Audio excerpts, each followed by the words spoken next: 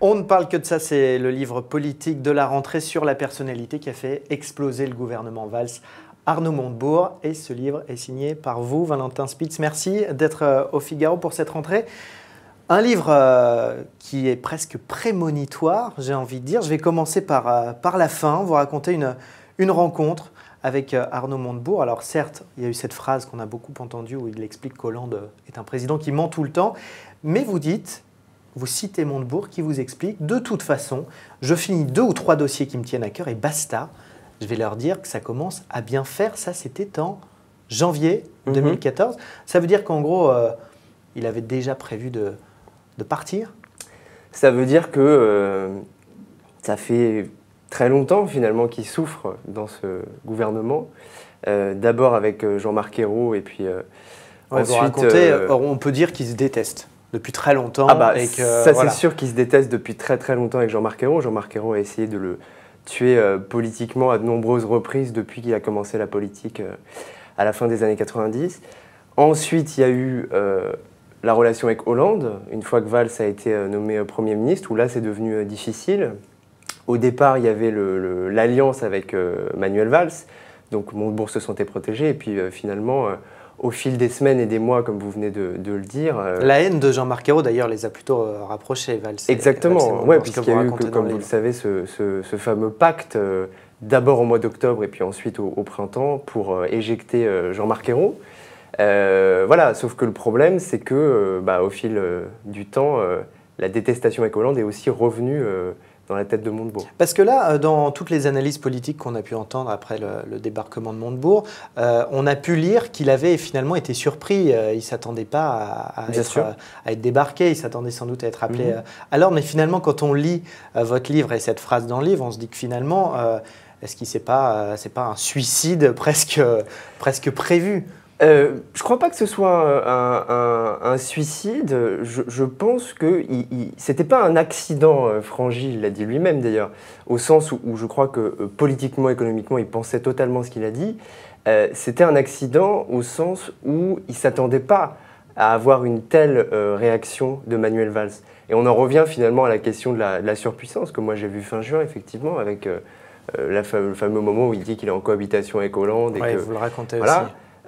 À ce moment-là, on se dit, quand on est face à lui comme ça, on est au petit-déj à Bercy, quoi, hein, on se dit, pour qu'il dise un truc pareil, c'est qu'il se sent ultra protégé par Manuel Valls. Et effectivement… Pour se permettre de dire exactement, ça. Et effectivement, avant ce moment-là, il vous dit que Manuel Valls est son ami, qu'ils sont extrêmement proches, qu'au moins avec lui on peut discuter, ce qui n'était pas le cas avec Jean-Marc Ayrault.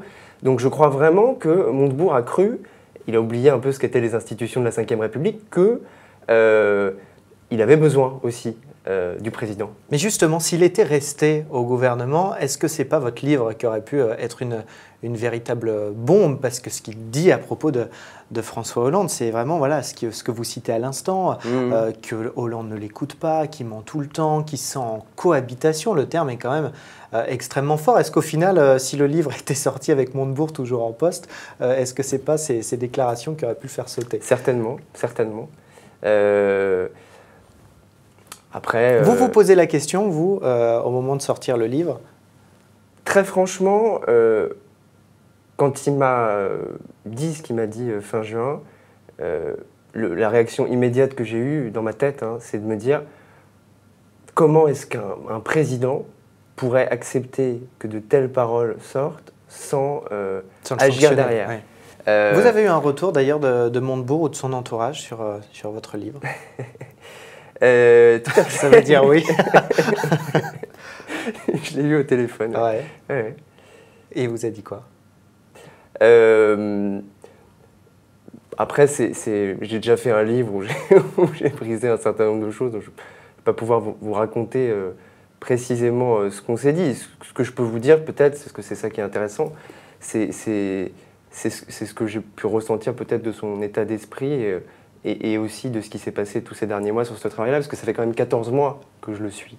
Et donc il est dans quel état d'esprit quand vous l'avez eu en ligne? Moi, je pense que… Vous l'avez eu après sa sortie du gouvernement? Moi, je pense que de manière générale, il est à la fois dans une situation un peu difficile.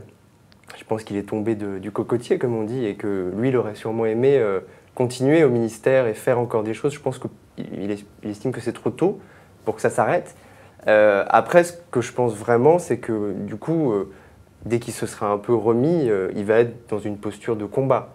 De revanche. De combat, de revanche, peut-être, à l'endroit de François Hollande. Alors justement, vous pensez à quoi pour la suite? On entend un peu tout et n'importe quoi. Est-ce qu'il va se lancer dans la présidentielle dès 2017?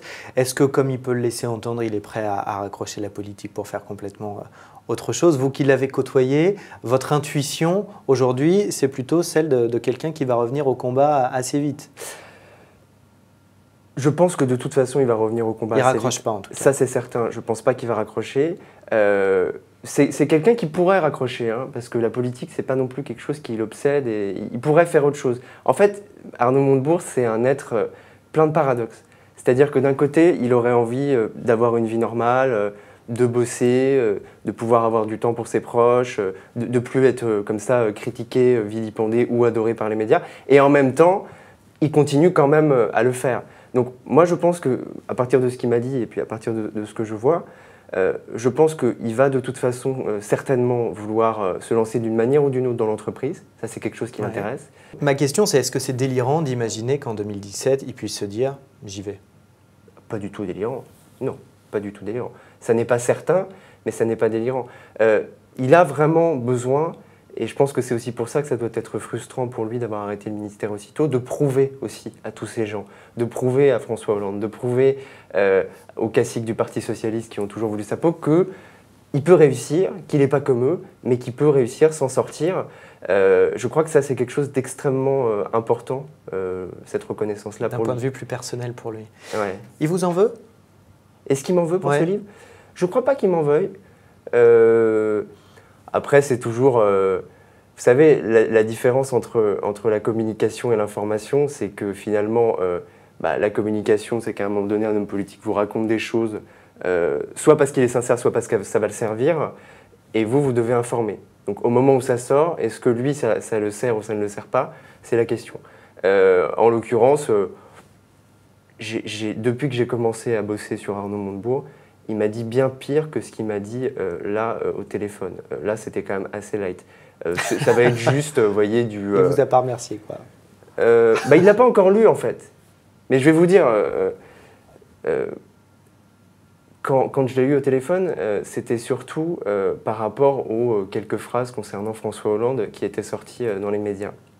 Donc moi, ce que je lui ai dit, ça pour le coup, je peux vous le dire, c'est que il ne fallait pas qu'il fasse comme les journalistes. Ils critiquent beaucoup les journalistes en disant qu'ils ne font pas leur boulot. Je lui ai dit, ne faites pas comme eux. Attendez de le lire. Avant de dire quelque chose, lisez le bouquin en entier. Et d'ailleurs, pour ceux qui liront, je pense que vous l'avez lu, vous verrez que finalement, sur le bouquin, cette partie-là, c'est quelques pages à la fin du livre. Et on apprend surtout vraiment, c'est vraiment une vraie bio sur sa vie, ce qui le motive à vouloir avoir voulu passer du côté de la politique. Et aussi ce que vous avez dit tout à l'heure, et ce qu'on a évoqué ensemble, ce personnage complexe qui peut paraître très sûr de lui, mais qui est en fait quelqu'un d'assez sensible et qui peut changer d'avis très vite.